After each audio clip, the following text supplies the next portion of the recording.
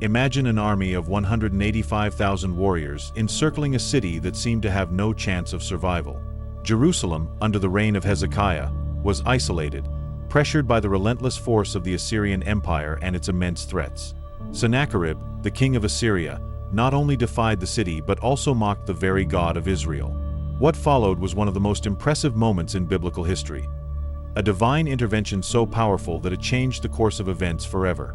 The siege of Jerusalem, which occurred around 701 BC, was one of the most critical episodes in biblical and Near Eastern history.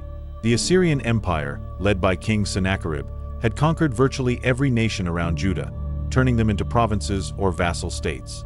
Jerusalem, ruled by King Hezekiah, became the last point of resistance against the Assyrian advance. The city, which was small compared to Assyria's vast territory, seemed defenseless in the face of the imminent siege. For its inhabitants, the situation seemed hopeless, as the Assyrian army was known for its brutality and efficiency. This historical event was not just a military confrontation but a spiritual and cultural clash. Jerusalem was no ordinary city. It was the religious center of Judah, where the temple of the living God was located.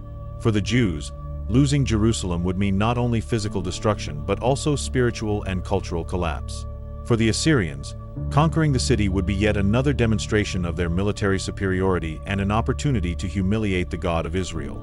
Judah's position was delicate, both militarily and politically. The fortified cities around Jerusalem, such as Lachish, had already been captured by the Assyrians, and the rest of the kingdom was devastated.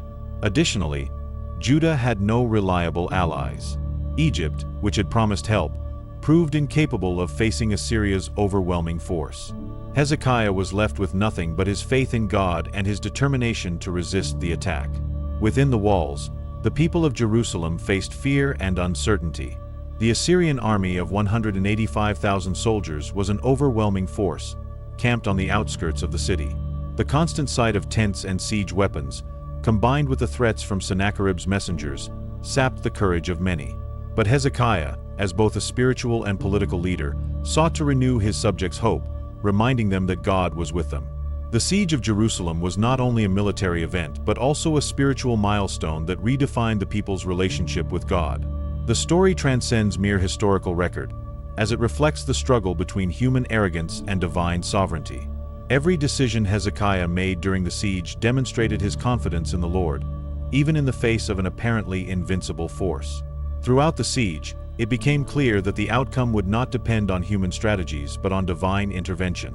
This narrative, recorded in the scriptures, became one of the greatest demonstrations of God's power and the faithfulness of those who trust in Him.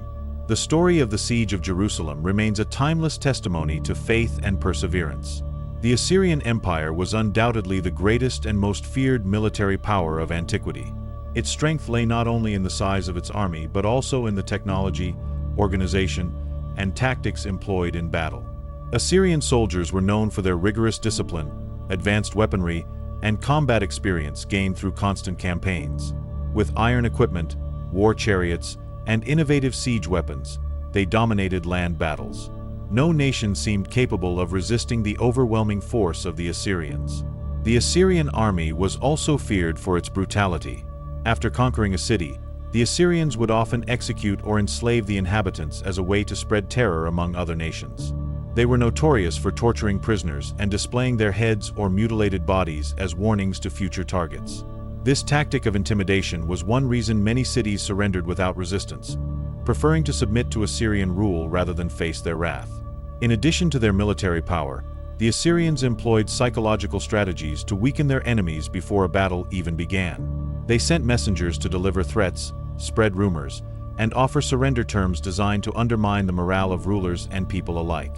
This approach was as effective as their battering rams and siege towers, making Assyria a complete war machine. The centralized and efficient government of Assyria also contributed to its military strength. Assyrian kings, such as Sennacherib, personally led their campaigns, ensuring discipline and unified strategy. Their ability to mobilize troops quickly, build roads for transporting equipment, and use effective communication made Assyria a military superpower. Few kingdoms could even dream of resisting its advance. In the case of the siege of Jerusalem, the Assyrian army brought 185,000 soldiers and advanced siege equipment. The walls of Jerusalem, which might deter lesser enemies, seemed insignificant in the face of Assyria's might. The size and preparation of this army gave Sennacherib unshakable confidence in victory. He believed that no god or strategy could save Jerusalem from its fate. However, the arrogance of the Assyrian Empire would be its greatest weakness.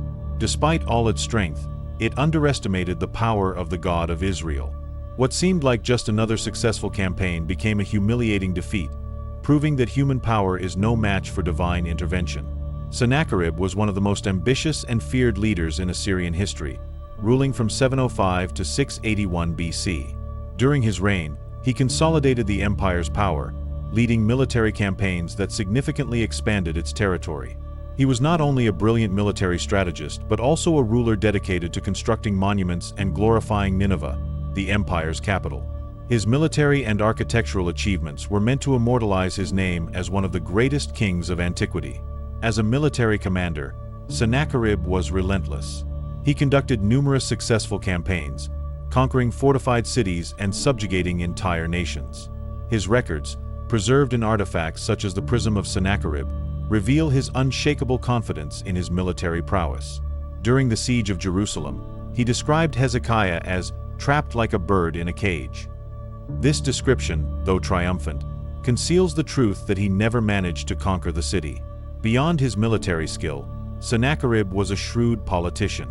He used propaganda to consolidate his power, portraying his campaigns as acts of divine justice and presenting himself as a leader chosen by the Assyrian gods. His constructions in Nineveh, including grand palaces and lavish gardens, were displays of wealth and power, projecting the image of an invincible king. However, this grand image masked his spiritual fragility. Despite his military and political strength, Sennacherib made a fatal error in challenging the God of Israel. He believed the Lord to be no different from the idols of the nations he had conquered, comparing him to powerless deities.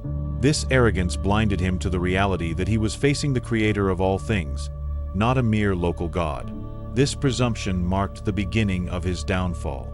After his defeat at Jerusalem, Sennacherib returned humiliated to Nineveh. His records make no mention of the conquest of the city, a silence that underscores his failure to achieve his campaign's primary objective. Years later, he was assassinated by his own sons while worshipping in the temple of Nisroch, his god. This ironic end revealed the impotence of his idols and the justice of God. Sennacherib's story is a powerful reminder that pride precedes destruction. Though he was one of Assyria's greatest kings, he was defeated for defying the true God. His fall demonstrates that no human power can prevail against the sovereign will of the Lord. Hezekiah stood out as one of Judah's greatest kings, not only for his leadership during times of crisis, but also for his dedication to the spiritual renewal of his people. Upon ascending to the throne, he found a kingdom steeped in idolatry, a legacy of the sins of his father, Ahaz. Determined to restore the worship of the God of Israel, Hezekiah initiated a spiritual reform that profoundly transformed the nation. He understood that Judah's true power did not lie in its walls or armies, but in its covenant with the Lord. Hezekiah's first act was to reopen the temple of the Lord, which had been closed and desecrated during Ahaz's reign. This reopening symbolized a new spiritual beginning for Judah, a return to God's presence. He ordered the Levites to purify the temple, removing all impurities, and restored the daily sacrifices, which were essential to the people's relationship with God. The restoration of the temple was not only physical but also spiritual, uniting the nation around true worship. Furthermore, Hezekiah destroyed idolatrous altars and pagan objects of worship that had spread throughout the kingdom. One of his most significant actions was the destruction of the bronze serpent Moses had made in the wilderness. Although this object had historical significance, the people had begun worshiping it as an idol. This act demonstrated Hezekiah's courage in prioritizing spiritual purity over traditions that led people away from God. Another landmark of his reform was the restoration of the celebration of Passover. He not only invited the inhabitants of Judah but also the remnant tribes of the northern kingdom, showing his desire to unify all Israel in the worship of the Lord. According to 2 Chronicles, this Passover was the greatest celebration since the days of Solomon, symbolizing a spiritual renewal for the nation. This celebration became a moment of communion, repentance, and renewal of the covenant with God. Hezekiah also demonstrated unwavering faith as a leader. According to 2 Kings 18 verse 5, he trusted in the Lord like no king before or after him. His trust was not superficial but the result of an intimate relationship with God. This faith underpinned all his decisions and would prove decisive in moments of crisis, such as the Assyrian siege. His life of prayer and sincere devotion inspired the people to turn back to the Lord. Hezekiah's spiritual reform prepared Judah to face the challenges ahead.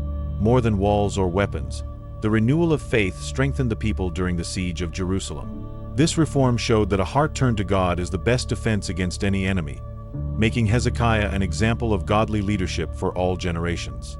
In addition to his spiritual reform, Hezekiah demonstrated great wisdom and administrative skill by preparing Jerusalem for the impending siege by the Assyrians. He knew that trusting in God did not mean neglecting practical responsibilities. Thus, he initiated a series of defensive measures that strengthened the city and ensured its survival during the siege. These actions illustrated the balance between faith and action that characterized Hezekiah's reign. One of his most notable achievements was the construction of the Siloam Tunnel, an extraordinary feat of engineering. This tunnel diverted water from the Gihon spring to a reservoir within Jerusalem's walls, ensuring a constant water supply during the siege. Excavated through solid rock, the tunnel was crucial for the city's survival, preventing the Assyrians from cutting off access to water. The inscription found within the tunnel attests to the complexity and importance of this construction even today. Hezekiah also ordered the strengthening of Jerusalem's walls. He rebuilt damaged sections and erected a second outer wall, significantly increasing the city's defensive capacity. Additionally, towers were restored and strategically positioned, giving defenders an advantage in potential confrontations with the Assyrians. These measures turned Jerusalem into a fortress ready to withstand a prolonged siege. Another crucial action was the production of weapons and defense equipment. Under Hezekiah's leadership, spears, shields, and other weapons were produced in large quantities, ensuring the defenders were well equipped. He also organized troops and appointed military leaders to oversee the defenses. These preparations not only strengthened the city physically but also encouraged the people, showing that the king was committed to their protection. Hezekiah paid special attention to the morale of the people. He gathered the inhabitants of Jerusalem and encouraged them with words of faith and hope. In his speech, he said, "With him is only the arm of flesh, but with us is the Lord our God to help us and to fight our battles." 2 Chronicles 32 verse 8. These words reminded the people that, while preparations were important, true victory would come from the Lord. Hezekiah's defensive measures were essential for Jerusalem's resistance against the Assyrian siege. They showed that trusting in God does not eliminate the need to act responsibly. The combination of practical preparation and spiritual dependence proved decisive for the miraculous outcome that ensured Jerusalem's survival. The siege of Jerusalem did not begin with a physical attack but with a strategy of verbal intimidation. The Rabshakeh, a high-ranking official of Sennacherib, was sent to weaken the morale of Jerusalem's inhabitants before the confrontation. Positioned near the walls, he delivered a speech in Hebrew, ensuring that everyone, from soldiers to civilians, could understand his words. His goal was to sow fear and doubt in the hearts of the people. The Rabshakeh began his speech by directly questioning Hezekiah's trust. He mocked Judah's alliance with Egypt, calling it a splintered reed of a staff that could not help, 2 Kings 18 verse 21. Then, he ridiculed Jerusalem's military strategy, saying they could not even muster 2,000 horsemen to face the Assyrian army. His words aimed to discredit Hezekiah's leadership and weaken the spirit of resistance among the inhabitants. In addition to threats, the Rabshakeh offered false promises of security. He assured that if the people surrendered, each would eat from their own vine and their own fig tree, 2 Kings 18 verse 31. This tempting offer contrasted with the hardships of enduring a prolonged siege. It was an attempt to convince the inhabitants that surrender was the best option, undermining their trust in their king and their God. The most blasphemous part of the speech was when the Rabshakeh compared the God of Israel to the idols of the conquered nations. He declared, "Has the God of any nation ever delivered his land from the hand of the king of Assyria?" 2 Kings 18 verse 33. By making this comparison, the Rabshakeh underestimated the Lord and tried to convince the people that trusting him was futile. This direct affront was not only a threat to Jerusalem but a challenge to God himself. Hezekiah, showing wisdom, instructed the people to remain silent. Instead of responding to the Rabshakeh's provocations, the people obeyed their king's order, demonstrating discipline and trust. This silence was an act of resistance and faith, frustrating the Assyrian attempt to divide and weaken Jerusalem through words. The Rabshakeh's speech reveals the Assyrian strategy of using psychological warfare to break resistance before launching an attack. However, Hezekiah's faith and leadership proved stronger than any verbal threat. This situation set the stage for God's miraculous intervention, demonstrating that his words always prevail over those of men. The speeches of the Rabshakeh and the messages sent by Sennacherib were not limited to military or political intimidation. They were a direct attack on the God of Israel, a challenge to his sovereignty. By comparing the Lord to the idols of conquered nations, Sennacherib displayed his spiritual ignorance and arrogance. He declared, "Where are the gods of Hamath and Arpad? Have they rescued Samaria from my hand?" 2 Kings 18 verses 33 to 35. His presumption was a fatal error because the God of Israel was unlike the false deities of other nations. This blasphemous challenge revealed Sennacherib's pride. He believed his military power to be invincible and that no force, not even the divine, could resist Assyria. By insulting the God of Israel, he was not merely challenging Jerusalem but confronting the Creator of all things. The prophet Isaiah emphasized the severity of this affront, saying, "Who is it you have ridiculed and blasphemed? Against whom have you raised your voice and lifted your eyes in pride? Against the Holy One of Israel." 2 Kings 19 verse 22. Sennacherib's blasphemy aimed to undermine Jerusalem's trust in its God. He wanted the inhabitants to believe that the Lord was incapable of saving them, just as the gods of other nations had failed. This psychological attack sought to weaken Jerusalem's faith and force their surrender. Yet, the silence of the people, as instructed by Hezekiah, showed they were not swayed by these words. Sennacherib's arrogance reached its peak in his belief in his own power and conquests. He ignored the truth that all Assyrian victories had occurred only because God had permitted them. This presumption was directly confronted by the Lord, who revealed through Isaiah, "Have you not heard? Long ago I ordained it. In days of old I planned it. Now I have brought it to pass." 2 Kings 19 verse 25. God was in control, and Sennacherib was about to learn this truth in the most humbling way possible. Sennacherib's blasphemous challenge demanded a divine response, and that response was clear and decisive. God promised that the king of Assyria would not enter Jerusalem, nor shoot an arrow there, 2 Kings 19 verse 32. This affront to the living God would be repaid with the total defeat of the Assyrian army, proving that no man or kingdom can challenge the Lord and go unpunished. This event serves as a reminder that God is zealous for his glory and will not be mocked. Sennacherib's story highlights the stark contrast between human confidence, which is limited and fragile, and divine power, which is sovereign and absolute. His defeat is an eternal lesson that those who challenge the Lord will face the consequences. Faced with Sennacherib's threats and affront to the God of Israel, Hezekiah took an exemplary attitude. Instead of succumbing to despair, he went up to the temple of the Lord and laid the matter before God in prayer.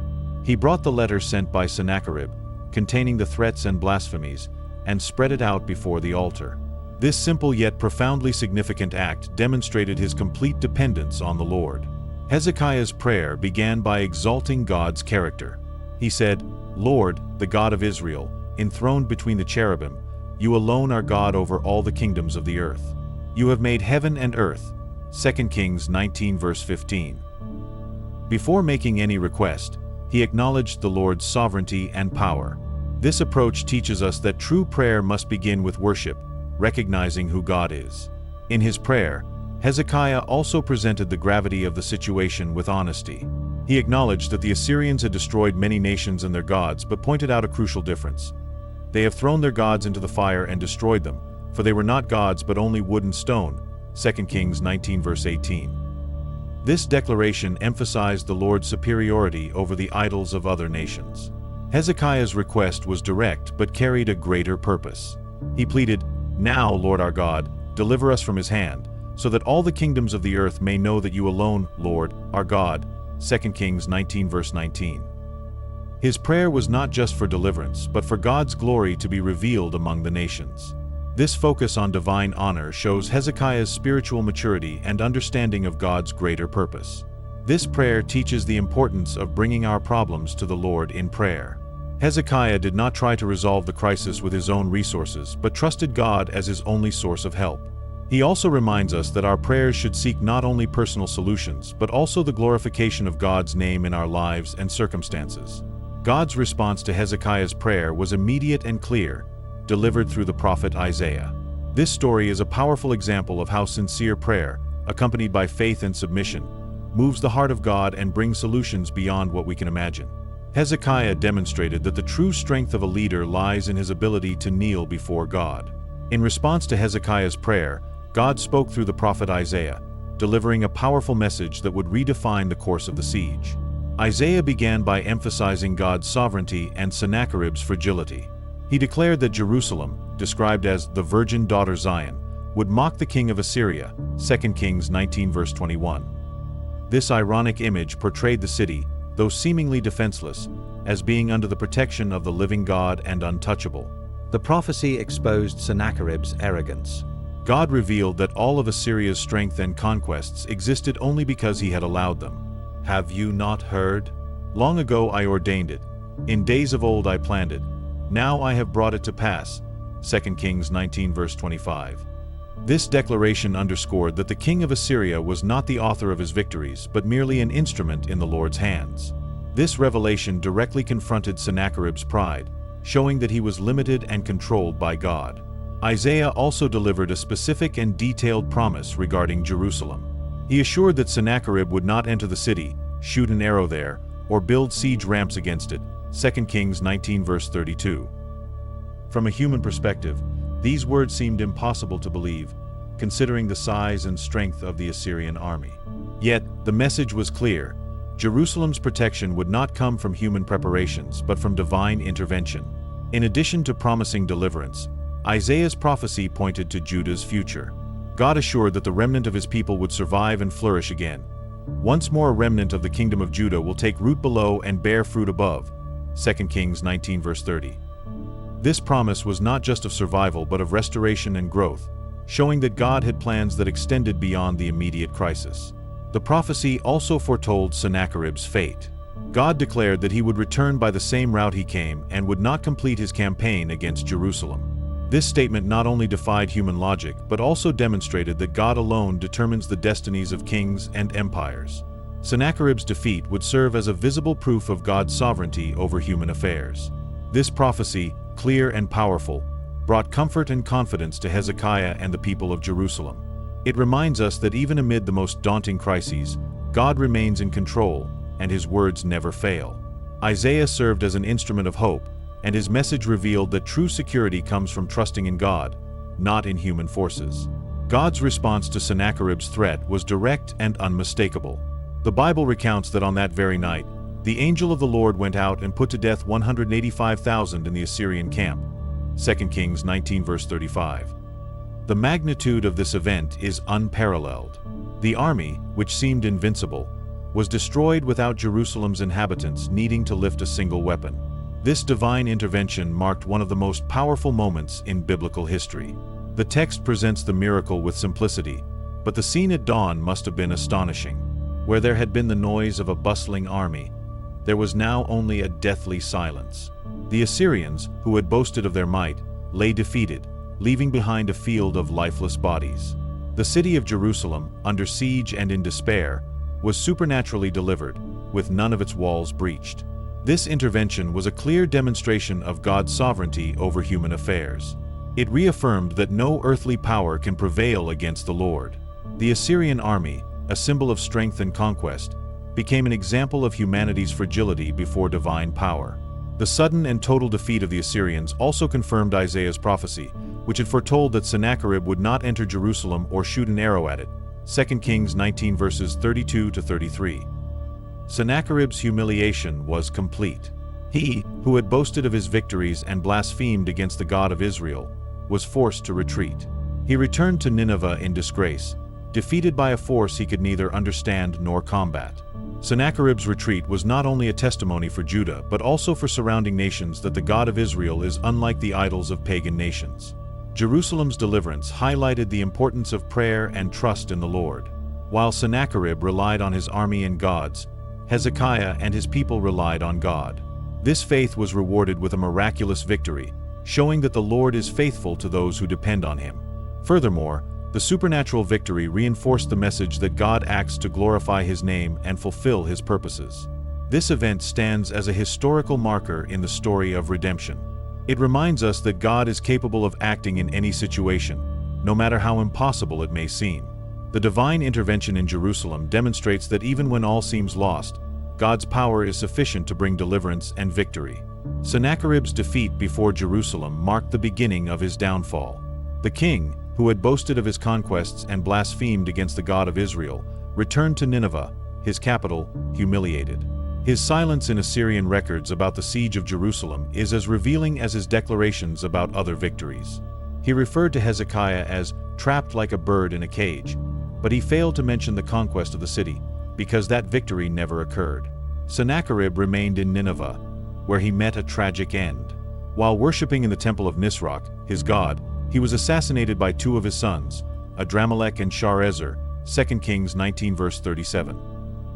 This ironic scene underscored the inability of his pagan gods to protect him, contrasting with the victory of the God of Israel, who defended Jerusalem.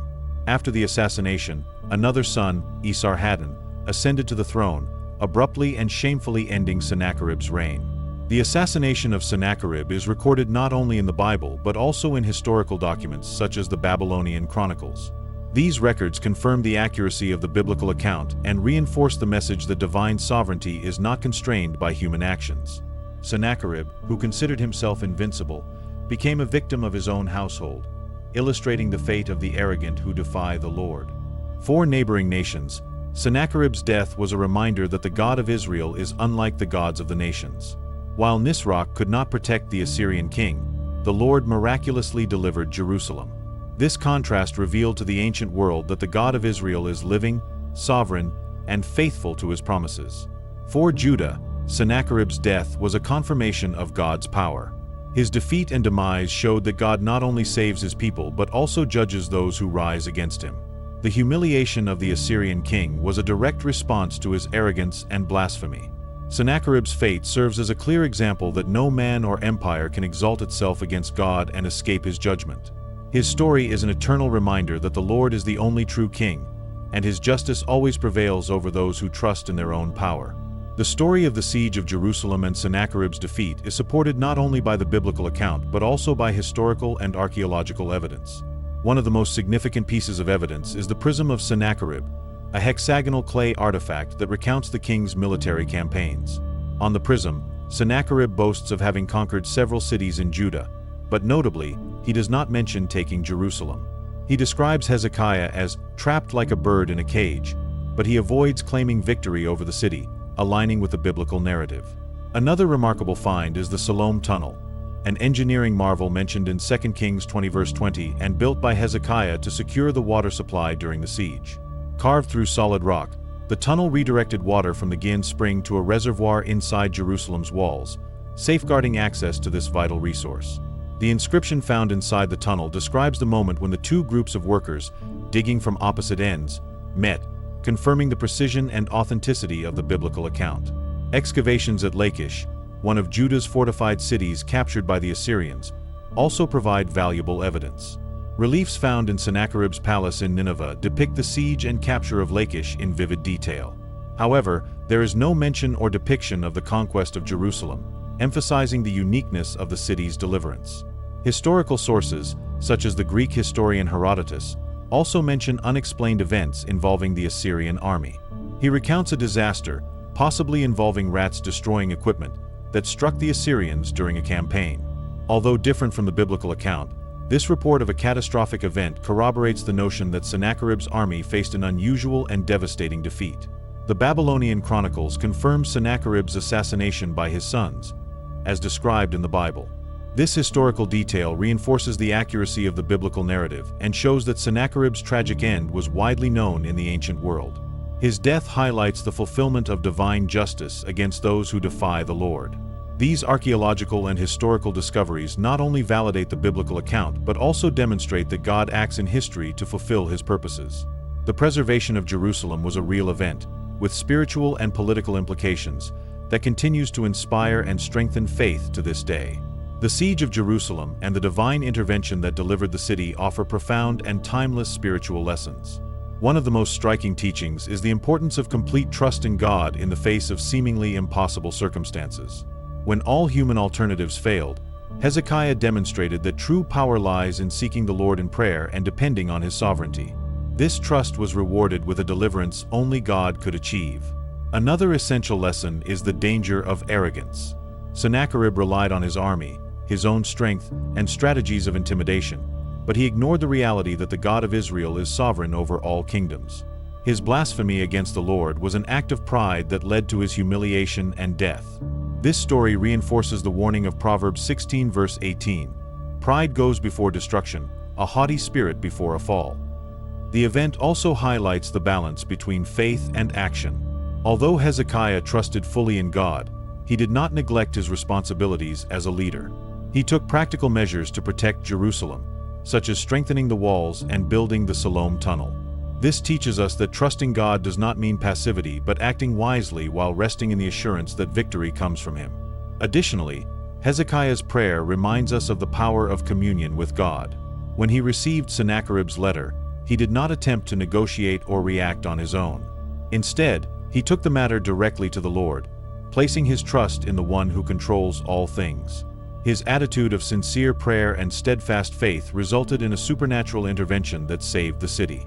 The event also emphasizes that God's glory is the ultimate purpose of his actions. Hezekiah prayed that all the kingdoms of the earth may know that you alone, Lord, are God. 2 Kings 19 verse 19. The victory over Sennacherib was not only to protect Jerusalem but to reveal to the world that the Lord is unique and incomparable. This focus on glorifying God should be a priority in our prayers and lives. Finally, one of the greatest lessons from this event is God's faithfulness. He fulfilled His word given through Isaiah, proving that His promises are unchanging. For believers of all ages, the siege of Jerusalem is a reminder that, regardless of circumstances, God is faithful and powerful to act on behalf of those who trust in Him. The divine intervention during the siege of Jerusalem left a profound impact on Israel's history, shaping generations and reaffirming faith in the God of Israel. This event was more than a military victory. It was a demonstration that the Lord is sovereign over all nations and faithful to His promises. The preservation of Jerusalem ensured not only the survival of its people but also the continuity of the Davidic line, essential for the fulfillment of messianic prophecies.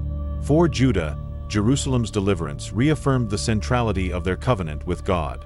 The event proved that even amid a crisis of epic proportions, the Lord is capable of protecting and sustaining His people.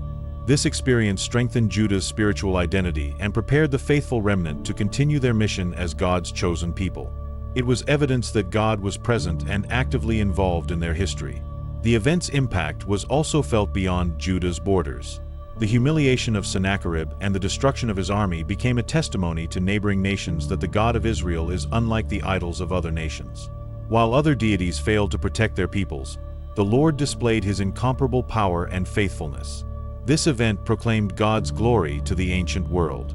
Culturally, the siege and deliverance of Jerusalem were recorded as one of the greatest examples of divine faithfulness in the Scriptures. The narrative became a symbol of hope for the Israelites in later times of crisis, reminding them that God is capable of acting supernaturally to deliver His people.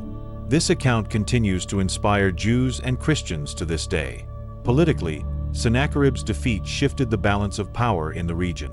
Although Assyria remained a superpower, its failure to conquer Jerusalem weakened its reputation for invincibility. This failure marked a turning point in history, showing that military strength alone is insufficient against God's plan.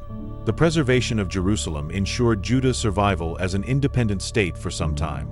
Above all, the spiritual impact of this event is undeniable. It reaffirms that God is sovereign, faithful, and zealous for His people and His glory. The siege of Jerusalem was a landmark in the story of redemption, a moment when human power was confronted and defeated by divine intervention. For us today, this story serves as an eternal reminder that no circumstance is beyond God's control and that His promises always come to pass. If you've made it this far, it's because something in this message touched your soul. But there's still more to uncover. Click on the next videos to continue this spiritual journey. Share your thoughts in the comments, like to support this mission, and subscribe so you don't miss the teachings and revelations yet to come. But remember, once you seek the truth, you'll never see the world the same way again.